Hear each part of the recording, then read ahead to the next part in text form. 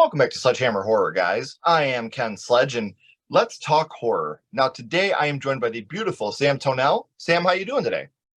I'm good. How are you? I am doing very well. It is very exciting for me to have you. But before we talk about why you're here, Sam, I would like for the people that don't know you to get to know you a little bit. Sam was born and raised in Minneapolis, Minnesota, Skull, where she currently still resides. A lifelong horror fan since discovering the genre at an early age. Since then, she's always been fascinated by the dark side of life. Now, when you say that, you've been fascinated by the dark side of life, what do you mean by that? I think I tend to like things that most people find like creepy or gross. Like I recently started collecting like animal bones that I find when I'm out hiking.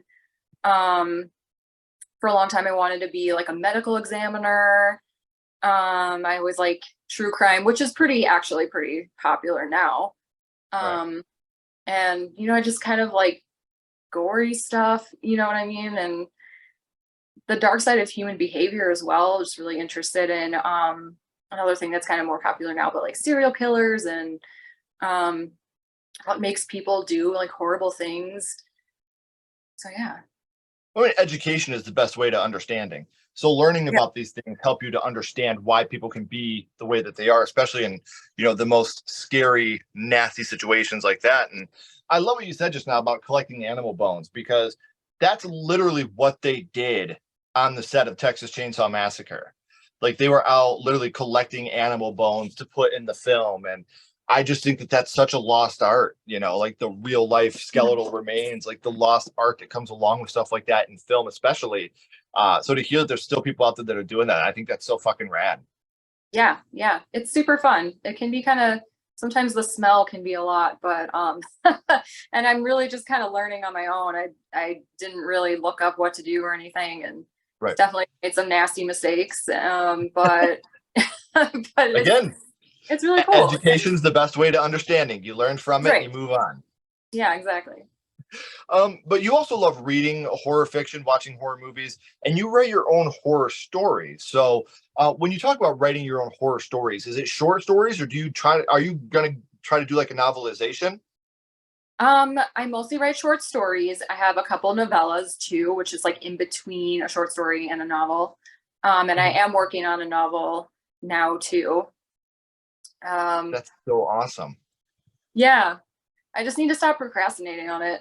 I was Is like, there a place that people can read some of your stuff online, or a I place where they do can have a work? website. It's just samtonnell.com. So I want to at some point like put together like a collection of short stories. Just again, I just need to like actually do it and stop just wanting to do it and take some actions. So, Well, the best part about that is you guys don't have to remember that website, because I have her website as well as all of Sam's social media links down in the description. So make sure that you're following her on social media. Make sure you're checking out her writing on her website. And what's the best way to know if she does actually put together that collection of short stories? Not if, but when, is by following her on social media, and you can stay up to date on all the things that she has coming up for us in the future. So one last thing I want to talk about before we get into why you're here, because I feel like it's something very, very important. Um, you have had a struggle with mental illness your whole life, and you find that horror is a good outlet for some of the mental, I don't want to get too into it because with each person it's different. I've suffered from anxiety and depression my whole life. I take medicine every day to make sure that I'm okay. And I just want you to know, everybody else out there, just because you suffer from a mental illness, it doesn't mean there's something wrong with you. You wouldn't think there was something wrong with people that had cancer. You wouldn't think there was something wrong with someone that had lupus. It's a medical just like that, and it doesn't mean that you're weak. It doesn't mean that there's something wrong with the person that you are. It doesn't mean that you are less than other people. It just means that there's a chemical imbalance that we need to correct. And whether it's music, movies, medicine, talking to people online, these things can all be so important. And I just want everybody to know, mental illness, you don't have to fight it alone. My DMs are always open. Ashley's DMs are always open.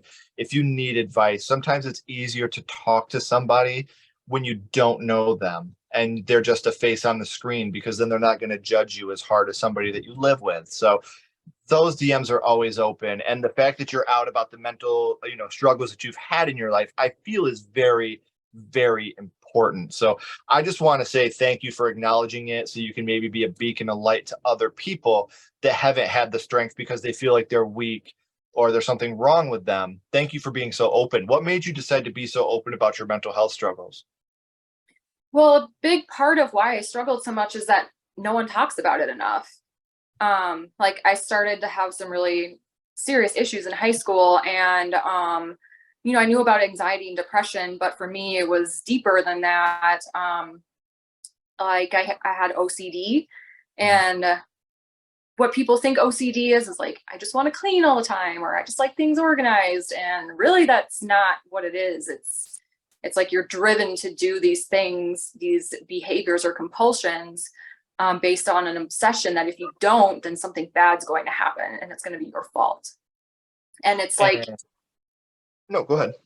It's like once you start, then it just gets worse and worse and worse. And it's, I'm in recovery from addiction as well, and I find them both really similar. It's like once you start, it's like it's a slippery slope. You're already like going downhill. Yeah. And unless you know exactly what it is that you're fighting, you just can't beat it. So congratulations, and I wish you nothing but the best on your road to recovery. I'm a recovering addict now for 13 years. So I'm very proud of you. It doesn't matter if you've been recovering for a week or 25 years, you're still recovering. And the first step is to do it. So just know, if you ever feel like you're wiggling off the wagon a little bit, same thing goes for you. The DMs are always open. My cell phone's always on. So if you ever need anything I know how hard it can be. I love to sponsor. So if there's ever anybody out there, if you need that help, please reach out. We would much rather talk to you at 3:00 in the morning than never talk to you again. So please make sure you're reaching out to the people that love you, that care about you, because we will always, always be there for you. So now I want to talk, we went from talking about some heavy real life things that are super important, especially, to me, especially mental health is my number one priority with the struggles I've had, my children have had, my family have had, my friends have had. But now I want to talk about something a little more lighthearted, something that'll give a smile to all of us. Your first horror movie. And I've only got to talk about this movie a handful of times, but holy shit, do I love this fucking movie. So let's go back to the past, Sam, and let's talk about what got you started in the horror genre, your first horror movie. And Sam, the first horror movie that you watched was? The Mummy with Brendan Fraser from 1999. Stephen Sommers directed that one. I'm so happy you classified this as a horror movie. Because I have so many people that are like, oh, it's an action, it's an adventure, it's a comedy. I'm like, it's a fucking mummy, man. Like, it's a horror movie. Yeah, totally. I mean, and I think too, it's like sometimes I feel like people are too stringent on like what counts as a horror movie, and it's like you can have aspects of other things in a movie and still call it horror. Like it's absolutely adventure, it's absolutely action, there's some tons of funny moments, but just because that's included doesn't mean it doesn't have scary moments, or that we can't call it a horror. Like, oh, God forbid we call it a horror, so. And there are many moments in this movie, some of which we'll talk about, that I still think about to this day. So, Sam, do you remember about how old you were the first time you had seen The Mummy? Sorry, there's a fly bothering me. I saw it in theaters when it came out, so I was 9 years old at the time.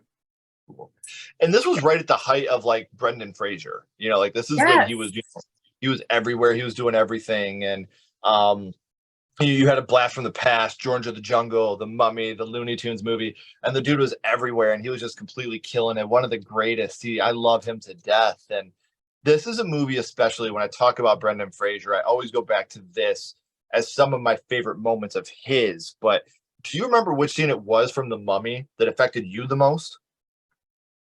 So I remember it was like my very first jump scare experience. And it was in the beginning, and it's when Evelyn is, after she knocks all the bookcases over and is just like, oh, fuck my life. And she goes and sitting in like an artifact area. There's like a mummy corpse. and she hears a noise and she's walking around, and all of a sudden the mummy just pops right out at her, and it's her brother Jonathan messing with her. And it also stands out because when I was in the theater, it scared the person in front of me so bad that she threw her popcorn back on me and my dad. Well, for those that haven't seen the movie, this is the jump scare we're talking about.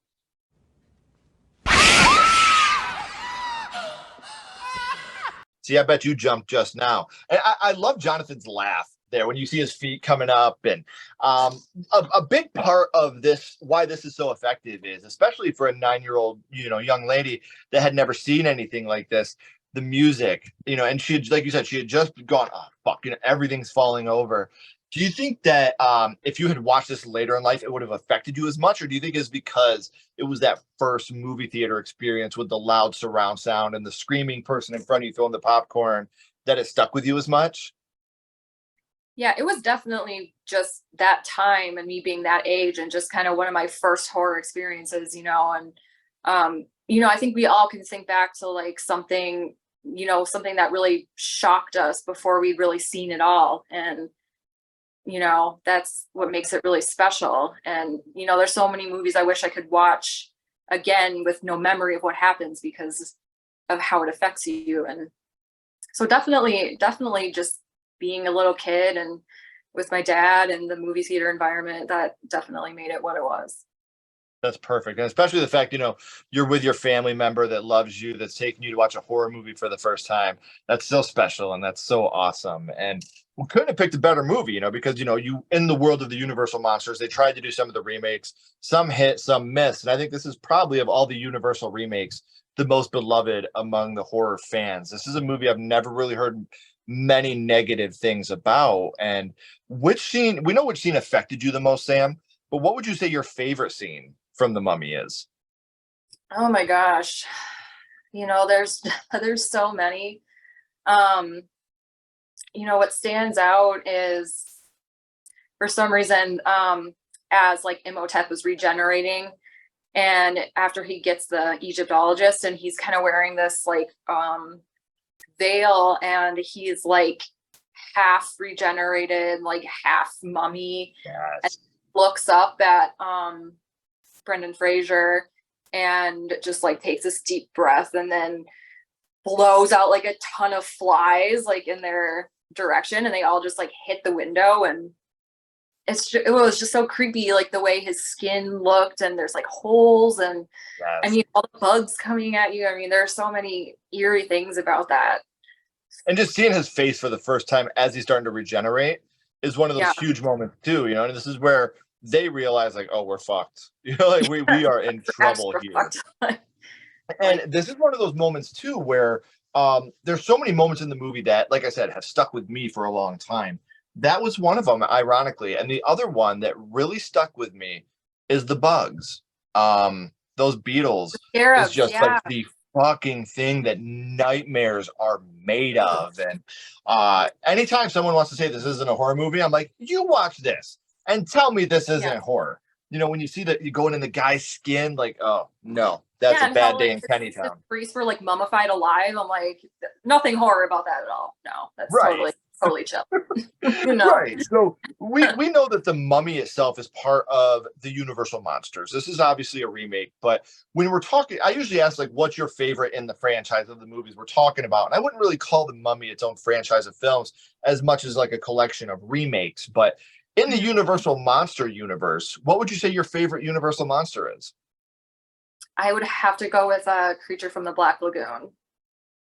Yeah. The right answer. You're awesome.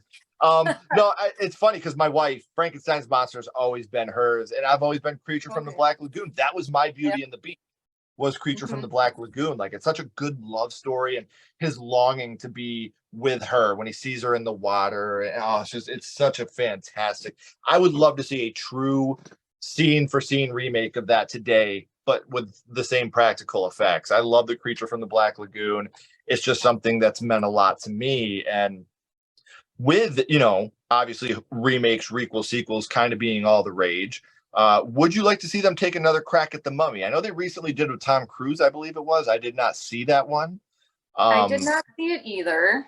Um, I don't know. I mean, I'm kind of torn between. I just feel like there's a lack of creativity, I guess, because of all these trends, and I feel like not so much a remake of like the exact events happening, but maybe taking the concept and doing something new with it. Sure. I would love to see that. Like, Sure. there you can do so much creativity. Like, have you? I don't know if you've seen Talk to Me that just came out. Not not yet. I want to so bad. Oh my god, it was so good. I really liked it. But basically, they take, not to spoil anything, but they take a concept that's been done a lot of times, like possession, but they put a whole new twist on it. Well, So they I just think, announced the sequel today. Talk to Me yeah, 2 is coming out. yeah, So I'm so excited. I can't wait. So yeah, I mean, yeah, we had the chance to see that or Cobweb, and we chose Cobweb. And that's fair. Fair. I haven't seen yeah, Cobweb yet. Was it ooh, good? we'll talk more about it when the Okay. interview's over. 'Cause I don't want to. I won't spoil anything for anybody. Yeah.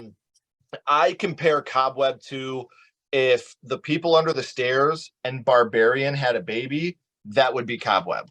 So, So I um, just watched People Under the Stairs. I just put a compilation together for one of my like throwback Thursday posts. So that's funny that you say that, but that's Ashley's favorite movie. My wife, that's her favorite movie. very good choice. Very good Yes. choice. She's we got married in high school. We've been together 18 years, and I knew Oh, she was the one when she told me The People Under the Stairs was her favorite movie. I was like, yeah, I'm going to buy a ring yep. tonight where we got to do this. um yeah, I will be seeing Talk to Me. Unfortunately, we live like 3 hours away from cinemas that play those type of movies. Gotcha. So we had one shot and we flipped a coin. Cobweb won. I'm very excited to see Talk to Me. I'm very excited about the sequel that's just announced. Whenever horror dominates the world, it makes me a very happy guy. So we're talking about some of your favorite horror movies, or I'm sorry, your first horror movie. But now I would like to throw a little bit of a curveball here at you for a second, Sam. My Okay. little buddy Ghostface is here, and he has a question for you. What's your favorite scary movie, Sam? What is your favorite horror movie of all time? That is The Thing. John John Carpenter's. Carpenter. Very nice. Very nice. Mhm. Not only is that a fantastic movie, it is in my top 3 of most underrated scores of all time. The Yeah, absolutely. score or lack of at certain points throughout the thing. Um, It's just like that it low, like heartbeat, like boom, boom, boom, boom. yes, So freaky. so fucking good. Like the one you talked earlier, like I've always said, like The Thing, The Fly, Evil The Dead Fly. 2013, Child's Play 2019. These movies that take the original idea but completely make it their own, like John Carpenter did with The Thing in comparison to The Thing from Outer Space. The Fly, like these movies, they took that original idea but they built on it and made it their own film. That's how you do a remake. If you want to learn how to do a remake, watch one of those 4 films. That'll teach you the correct way to do a remake. Absolutely right. So, like I said, we've talked about your first horror movie and your favorite horror movie. But before I let you go, Sam, we always go back to the same question. What we're going to do is we're going to bounce back to The Mummy. And what we're going to do is rank this movie on a skull count. Now, we're not ranking The Mummy on acting, production, score, direction, nothing like that. We're not being critics. All we're doing here, Sam, is strictly ranking this movie on how much it affected you on your first viewing. So 0 skulls being not effective, 5 being extremely effective. You can use half and quarter skulls anywhere in the middle. Sam, what would your ranking of The Mummy be? It was on a scale of 1 to 5 or to 10. Yep, 1 to 5. Okay, well, I would have to say 5 because I actually became utterly obsessed with that movie. And once it came out on VHS, this was back in the day, VHS. Once it came out on VHS, not only did I buy it, but I would watch it every single day. And I kept track of how many times I watched it. And the last time I remember, I was at like 40 something. That's fucking great. So yeah, I have to say 5. Like, Right. I have the whole thing pretty much memorized too, even to this day. So Well, I believe that's probably, if you had never seen that movie when you did, who knows if you would be the person that you are today. yeah, no, absolutely agree. Totally. So, And I know I said this at the beginning, guys, but we are at the end of the third act. The credits are about to roll and the curtain's about to drop. But before that happens, please make sure you're following Sam on all her social media pages, as well as checking out the website so you can read some of the writing that she already has for you before you read some of the writings that she's going to have in the future. So, Sam, please don't go anywhere. I got a couple more questions for you. Everybody else, if you haven't already, please like and subscribe. It really helps the channel more than you know, as well as follow Sledgehammer Horror on social media. All our links are in the description as well. And until next time, keep talking horror, stay what you are, and we'll see you guys soon.